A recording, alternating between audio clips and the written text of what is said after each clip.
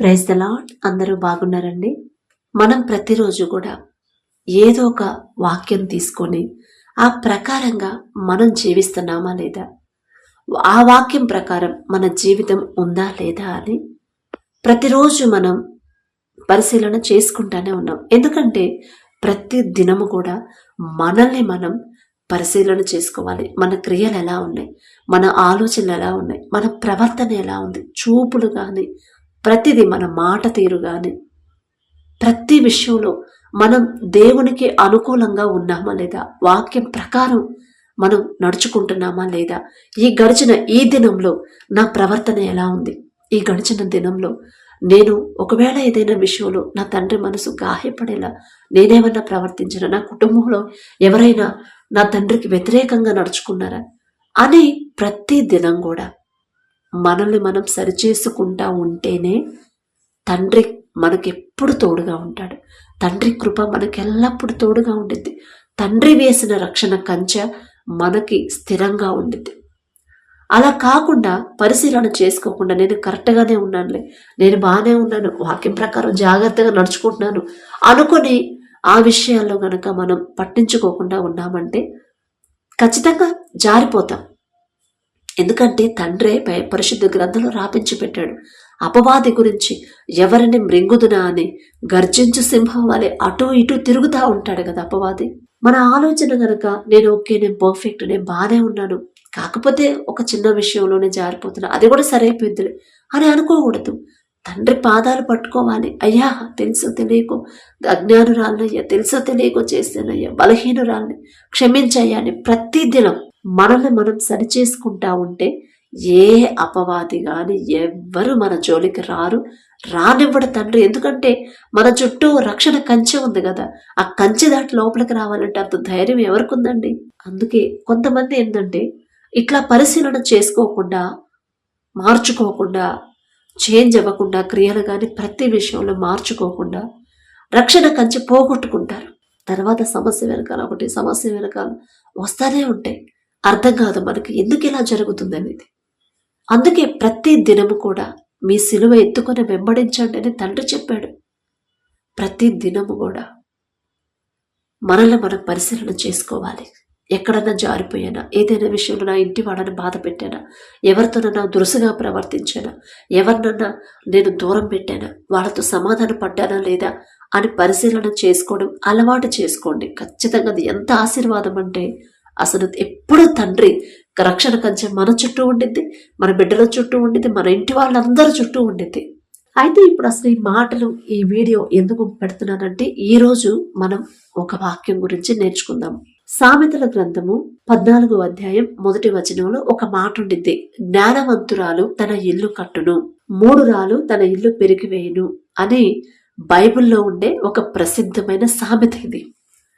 అయితే దీని అర్థం ఏంది ఎప్పుడన్నా ఆలోచించారా? జ్ఞానవంతురాలు తన ఇల్లు కట్టును, 3 రాలు తన ఇల్లు పెరిగివేయును అనేది. ఈ మాటలు ప్రతి తల్లి ఖచ్చితంగా వినాలి. విని జాగ్రత్తగా ఆలోచించుకోండి. నిజంగా ఇన్ని రోజుల్లో, ఇన్ని సంవత్సరాలు నేను వాక్యం చదువుతున్నాను, ప్రార్థనకి వెళ్తున్నాను, కానీ ఇలాంటి ఆలోచన ఎప్పుడు నాకు రాలేదే అని ఒకవేళ మీరు గ్రహించుకుంటే మంచిది. ఆ గ్రహింపు తండ్రే మీకు ఇస్తాడు. ఎప్పుడు ఆ గ్రహింపిస్తాడంటే ఆసక్తి, మనకున్న ఆసక్తిని బట్టి తండ్రి ఇస్తాడు. అయితే జ్ఞానవంతురాలు తన ఇల్లు కట్టును. చాలా మంది గృహాల్లో ఆడవాళ్ల మీదే కదా ఆ ఇల్లు ఆధారపడి ఉండిద్ది, ఆడవాళ్ల మీదే డిపెండ్ అయి ఉండిద్ది.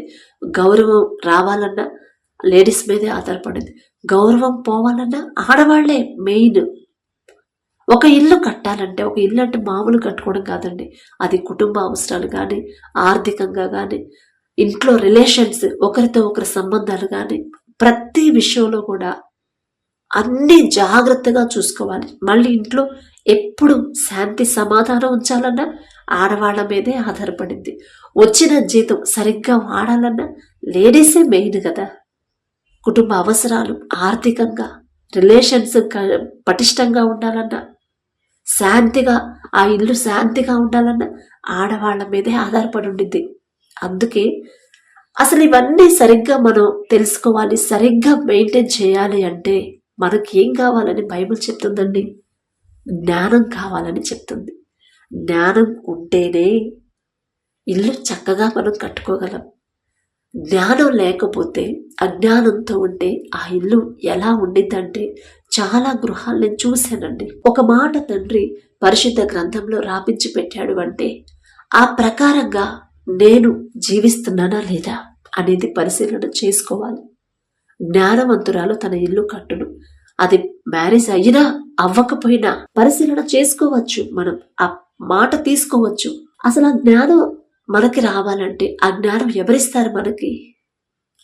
దేవుని జ్ఞానం అయితేనే మనం చక్కగా మన ఇల్లు మనం కట్టుకోగలం కదా. దేవుని జ్ఞానం ప్రతిరోజు ప్రతి ఒక్కరు అడగాలి. పిల్లలకు చెప్తాం మనం, ఎగ్జామ్స్ మంచిగా రాయాలంటే, నేను చదువు మంచిగా చదవాలంటే జ్ఞానం అడుగు అని పిల్లలకు చెప్తాం. వాళ్ళ జ్ఞానం వేరు, మన జ్ఞానం వేరు. మనకు కావాల్సిన జ్ఞానం ఏంటి? నా ఇల్లు కట్టుకోవాలయ్యా, నాకున్న ఈ లోక జ్ఞానంతో నా ఇల్లు నేను కట్టుకోలేను, సరిగ్గా కట్టలేను. ఏదో ఒక విషయంలో, నా కుటుంబంలో ఏదో ఒక విషయంలో ఆటంకాలు వస్తానే ఉంటాయి. కానీ మీరిచ్చే జ్ఞానం అయితేనే ఎవ్వరూ బాధపడకూడదు, ఎవ్వరూ ఇబ్బంది పడకూడదు అని తండ్రిని ప్రతిరోజు జ్ఞానం అడగండి. మీరు జ్ఞానం అంటే మనకున్న జ్ఞానంతో ప్రపంచంలోనే మనమేదో పెద్ద గొప్ప వాళ్ళలాగా కనపడక్కర్లేదండి. మన ఇంటి వాళ్ళకి మనం ప్రేమగా ఉంటే చాలు. మన ఇల్లు మనం కట్టుకోవాలి. మొదట పక్కన వాళ్ళకి సలహాలు ఇస్తూ ఉంటాం. ఇప్పుడు ఈ మాట నేను చెప్తున్నాను కదా, మరి సిస్టర్ మరి మీ ఇల్లు కూడా మీరు కట్టుకుంటున్నారని అడుగుతారేమో. ఖచ్చితంగా తండ్రి ఆ జ్ఞానం ఇచ్చాడు నాకు. అంటే నేనేదో మీకన్నా భక్తి గల దానని కాదండి. ఆ మాట కనపడింది, జ్ఞానవంతురాలు తన ఇల్లు కట్టును అంటే. ఇప్పుడు నా ఇంట్లో వాళ్ళని చూస్తే ఒక్కొక్కళ్ళు ఒక్కొక్క తీరుగున్నారు, ఒక్కొక్కళ్ళు ఒక్కొక్క దారిలో ఉన్నారు. మరి వాళ్ళందరినీ సరైన దారిలో నడిపించాలంటే ఈలోక జ్ఞానం నాకు సరిపోయిందా? ఖచ్చితంగా సరిపోదు. అసలు ఈలోక జ్ఞానం వెర్రితనమే. ఈలోక జ్ఞానంతో అందరిలో నాకు మంచి పేరుండొచ్చు, కానీ అది వ్యర్థమే. నా తండ్రి ఇచ్చిన జ్ఞానం అయితేనే నా ఇంట్లో వాళ్ళు దారి తప్పిపోతున్న నా వాళ్ళని నేను సరైన దారిలో పెట్టగలను అని ఇదే ప్రార్థన. ఇంట్లో ఇల్లంతా సరైనదాకా చేశానండి. అయ్యా, నా మాట అయితే వాళ్ళు వినరు, కానీ నా కళ్ళ ముందే వాళ్ళు దారి తప్పిపోతున్నారు. వాళ్ళతో ఎలా మాట్లాడాలి, వాళ్ళని ఎలా సరిచేయాలి, సరైన దారిలో నడిపించాలంటే ఈలోక జ్ఞానం నాకొద్దయ్యా. మీరు జ్ఞానం ఇస్తేనే నా ఇంటిని కట్టుకోగలను, మీ జ్ఞానం అయితేనే వాళ్ళు నా మాట వింటారు అని తండ్రి పాదాలు పట్టుకున్నాను. తెల్లవారుజామున 3 గంటలకి ఒక ప్రార్థన, ఒక సమస్య, ఒక అవసరత దేవుడి పాదాల దగ్గర పెట్టాము అంటే ఆ దానికి జవాబు వచ్చిందాకా ఆ సమస్య విడిచిపెట్టకూడదు. ప్రార్థనలో ఉన్నప్పుడే, మన బయట ప్రార్థన అయిపోయిన తర్వాత ఆ సమస్య మనం గుర్తు రాకూడదు. ప్రతి ఒక్కరు, కుటుంబం కలిగిన ప్రతి ఒక్కరు కూడా నా ఇంటిని నేను కట్టుకోవాలి. దారి తప్పిపోతున్నారు బిడ్డలు, యవనస్తులు, లోకంలో పడిపోతున్నారు, లోక ఫ్యాషన్. ప్రతి ఒక్కళ్ళు కూడా ఒకప్పుడు క్రైస్తవులు అంటే సపరేట్గా కనిపించేవాళ్ళు. ఇప్పుడు పెద్ద తేడా లేదు. అంటే ఊళ్ళో నాకు తెలియదు కానీ అటువైపు ఇక్కడ హైదరాబాద్లో అయితే అందరూ నాకు ఒకలాగే కనిపిస్తున్నారు. అందరూ మేకప్లు తీసుకున్నారు, అందరూ అదే ఫ్యాషన్, అందరూ అదే డ్రెస్సులు. అది చాలా బాధగా అనిపించింది. మనము అనేది ప్రత్యేకంగా ఉండాలి. ఎందుకంటే తండ్రి మనల్ని ప్రత్యేకపరిచాడు కదా. బిడ్డలు దారి తప్పిపోతున్నారు. అయ్యా, నేను వాళ్ళని గద్దిస్తున్నా, వాళ్ళతో నేను చెప్పినా నా మాట వినరు. కానీ నా మాట వినాలంటే వాళ్ళతో నేను జ్ఞానం కలిగి మాట్లాడాలి. ఒక మాట మనం మాట్లాడితే అది వాళ్ళ హృదయాన్ని తాకాలి కదా. ఆ మాట కరెక్ట్గా మాట్లాడాలంటే దేవుడి జ్ఞానం అయితేనే మనం వాళ్ళకి కరెక్ట్గా చెప్పగలం. ఒకసారి మా పాప ఉందండి, తనకి ఎంత 6 years. 6 years పాప వాళ్ళ తాతగారు ఏం చేస్తారంటే ప్రతిరోజు స్కూల్కి తీసుకెళ్ళి మళ్ళీ తీసుకొస్తూ ఉంటాడు. అయితే ఒకరోజు ఏమైందంటే ఏదో కొనిపెట్టముందా అందంట, కొనిపెట్టలేదంట. చాలా గారాభంగా చూస్తారు మా మామయ్య వాళ్ళు. అయితే కొనిపెట్టలేదు. అందుకని అలిగి పో అని చెప్పి చిరాగ్గా పరాగ్గా పెద్ద చిన్న లేకుండా ఎట్టబడితే అట్లా విసుక్కుంటా లోపలికి వచ్చి కూర్చుంది. ఏది నాన్నగా అని అడిగా. అమ్మ తాత నాకు కొనిపెట్టమంటే కొనిపెట్టలేదమ్మా, తాత నేను మాట్లాడను పో అని చెప్పి అట్లా అలిగింది. చిన్నపిల్లలు కదా. ఇక నేను చెప్పాను, నాన్నగా ప్రతిరోజు పొద్దున్నే లేచి మీకోసమే పొద్దున్నే లేస్తున్నాడు, లేవాల్సిన అవసరం లేదు తాతకి, అయినా సరే మీ మీద ఉన్న ప్రేమతో లేచి టయానికి నేను స్కూల్కి తీసుకెళ్ళి మళ్ళీ ఇంటికి వచ్చి తిని కాసేపు పడుకుందామని పడుకోవచ్చు. పడుకున్నా కూడా అలారం పెట్టుకొని పడుకుంటాడు. ఎందుకంటే అయ్యో స్కూల్ టైం అయిపోయింది, లేట్ అయితే నా పిల్లలు ఒంటరిగా మిగిలిపోతారేమో, ఏడుస్తారేమో, ఒక్కళ్ళైపోతారేమో అని మీ మీద ఉన్న ప్రేమతో మరలా టయానికి వచ్చి మిమ్మల్ని జాగ్రత్తగా ఇంటికి తీసుకొస్తున్నాడు. మరి అంత ప్రేమగా నేను చూసేటప్పుడు ఒక్కరోజు కొనిపెట్టలేదని అట్లా విసుకుంటా ఉంటే పెద్దవాళ్ళు వాళ్ళ మనసు ఎంత గాయపడింది నాన్న అని చెప్పనని ఆ మాట చెప్పానండి. అసలు దాని కన్నీళ్ళు నీళ్లు కారిపోయాయి. వెంటనే వెళ్ళిపోయి వాళ్ళ తాత దగ్గరికి వెళ్ళి వాటేసుకొని ఏడ్చింది, సారీ తాత అని. ఎందుకు నానని వాళ్ళ తాత. ఒక మాట పిల్లలతో మనం మాట్లాడామంటే అది హృదయానికి తాకాలి. ఆ తాకేలా, హృదయాన్ని తాకేలా మనం మాట్లాడాలంటే అసలు ఆ జ్ఞానం ఎక్కడి నుంచి రావాలి? తండ్రి దగ్గర నుంచే కదా రావాల్సింది. ఇంతకుముందు ఇంట్లో అసలు ఎలా ఉండేదో, మా ఇంట్లో ఎవరి దారిలో వాళ్ళు, ఎవరి ఇష్టం వచ్చినట్టు వాళ్ళు, ఎవరి లోకంలో వాళ్ళు ఉండేవాళ్ళు. కానీ దేవుని కృపను బట్టి, తండ్రిచ్చిన జ్ఞానం బట్టి, తండ్రిచ్చిన ఓర్పును బట్టి ఇప్పుడు అందరూ సరైన దారిలో నడిపించగలిగాడు తండ్రి. తండ్రిచ్చిన జ్ఞానం బట్టే వాళ్ళని సరి చేసుకునే జ్ఞానం ఇచ్చాడు తండ్రి. అందుకే జ్ఞానవంతురాలు తన ఇల్లు కట్టును. డబ్బుల విషయంలో కానీ, ఆర్థికంగా కుటుంబం బలంగా ఉండాలంటే వచ్చిన జీతం అది దేనికి ఎంత ఖర్చు పెట్టాలి, ఆడంబరాలకి పోకుండా లోకస్తులాగా వాళ్ళని చూసి వాళ్ళలాగా మనం ఉండాలనే ఆ ఆలోచన కూడా మనకి మారాలంటే తండ్రి ఇచ్చిన జ్ఞానం అయితేనే అక్కడ కూడా తండ్రి జ్ఞానమే మనకి కావాలి. ఎక్కడ ఎంత ఖర్చు పెట్టాలి, పిల్లలకి ఎంత వాడాలి, పిల్లలు దారి తప్పిపోతున్న పిల్లల్ని ఎలా సరి చేసుకోవాలి, భర్త దారి తప్పిపోతున్నాడు, మాట వినట్లేదు, చెడు అలవాట్లకు బానిసయ్యాడు, ఓర్పు సహనంతో ఉండాలన్నా ఆ ఓర్పు కూడా తండ్రే కదా ఇచ్చేది. వాళ్ళు మనసు కష్టపెట్టకుండా వాళ్ళతో మాట్లాడాలి. ఆ జ్ఞానం తండ్రి ఇస్తేనే. వాళ్ళని కోప్పడకూడదు కదా. వాళ్ళు కోప్పడకుండా ఒక మాట మనం మాట్లాడామంటే ఆలోచించాలి. వాళ్ళు ఆ మాట హృదయాన్ని తాకాలంటే జ్ఞానంగా మాట్లాడాలి, వివేకంతో మాట్లాడాలి. ఆ జ్ఞానం ఇచ్చేది ఎవరు? తండ్రే. అందుకే జ్ఞానం తండ్రిని అడగండి. అయ్యా మీరు చెప్పారు జ్ఞానవంతురాలు తన ఇల్లు కట్టును అని మీరు చెప్పారు. నా ఇంటిని నేను కట్టుకోవాలంటే ఈలోక జ్ఞానం నాకొద్దు. ఈలోక జ్ఞానంతో నేను కడితే అది ఇసుక మీద కట్టిన ఇల్లులాగా కూలిపోయిందయ్యా. కానీ మీరు జ్ఞానం ఇస్తేనే నా ఇంటిని నేను కట్టుకోగలుగుతాను. దారి తప్పిపోతున్నారు నా ఇంట్లో వాళ్ళు, నా కుటుంబస్తులు, నా బిడ్డలు, నా భర్త, నా ఆడపడుచులు, నా ఇంట్లో పెద్దవాళ్ళు కూడా సరైన దారిలో, సరైన క్రమంలో వాళ్ళు ఉండట్లేదు. వాళ్ళని చూసి నేను తట్టుకోలేను. ఎందుకంటే మీరు నాకు గ్రహింపించారు, అమ్మా ఇదే సరైన దారి అని మీరు నాకు చూపించారు. ఆ దారిలోనే నా ఇంటి వాళ్ళు నడవాలనేది నా ఆశయ. కానీ వాళ్ళతో నేను మాట్లాడితే నా మాట వినరు. కానీ మీరు జ్ఞానం ఇస్తే ఆ జ్ఞానంతో మాట్లాడితే ఖచ్చితంగా వాళ్ళు ఆలోచిస్తారు. ఖచ్చితంగా వాళ్ళ మనసు మారిద్దయ్యా. నా కుటుంబాన్ని నేను కట్టుకునే ప్రతి విషయంలో నా కుటుంబాన్ని కట్టుకునే జ్ఞానాన్ని నాకు అనుగ్రహించయ్యా అని మీరు అడగండి. ప్రతిరోజు ఇంట్లో ఎప్పుడు శాంతి సమాధానంగా ఇల్లు ఉండాలి అంటే అది ఆడవాళ్ళ మీదే ఆధారపడిందండి. ఇప్పుడు మగవాళ్ళకి చాలా పనులుంటాయి, చాలా చోట్ల తిరుగుతూ ఉంటారు, వర్క్ టెన్షన్ అని, పని దగ్గరని చాలా అలసిపోయి వస్తారు. మరి వాళ్ళ విషయంలో మనం ఓర్పుతూ ఉండాలి కదా.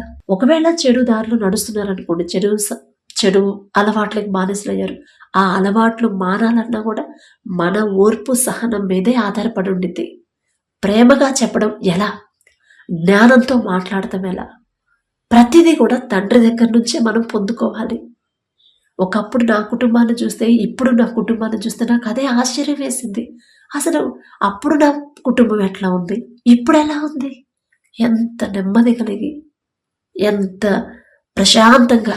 ఇక గొడవలనే ఉండవండి. ఎందుకంటే దేవుడు తండ్రి ఇచ్చిన జ్ఞానంతో ఒకవేళ గొడవయ్యే పరిస్థితి అయినా దాన్ని ఎలా సద్దుమడిగించాలో ఆ జ్ఞానం కూడా తండ్రి కదా ఇచ్చేది.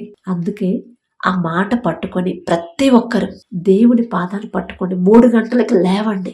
కోపం వద్దు, సహనం, ఓర్పు అనేది చాలా చాలా ఇంపార్టెంట్. అంత గొప్ప తండ్రి ఎంత సహనంతో ఉన్నాడు, అంత శక్తిగల తండ్రి, ఎంత మహిమ. నోటి మాటతో ఈ సృష్టిని కలుగు చేసిన సర్వ సృష్టికర్త కుమారుడయ్యుండి కూడా ఒక మామూలు మనిషిగా ఈ భూమి మీదకి వచ్చి కూడా ఎంత ఓర్పుతో ఉన్నాడు, ఎంత సహనంతో ఉన్నాడు. ఆ సహనం తండ్రి అంత సహనంతో ఉన్నప్పుడు మనమే పాటివారమండి. మనమెంత, మన భక్తి ఎంత, మనకున్న అర్హత ఏముంది? కానీ ఆ అర్హత మనకివ్వడానికి తండ్రి రక్తం కార్చాడు. ఇప్పుడు ప్రతిదీ మనం ఏ విషయంలో ఎలా నడుచుకోవాలి, ఏ విషయం గురించి ఎలా ఆలోచించాలి, ఏం మాట్లాడాలో ప్రతిదీ కూడా తండ్రి దగ్గర నుంచి ఆ జ్ఞానం పొందుకుంటేనే మన కుటుంబాలు కట్టపడతాయి.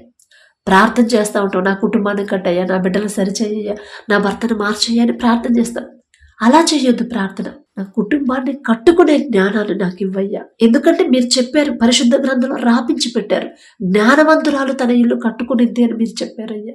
నా కుటుంబం చల్లా చెదురుగా ఉంది.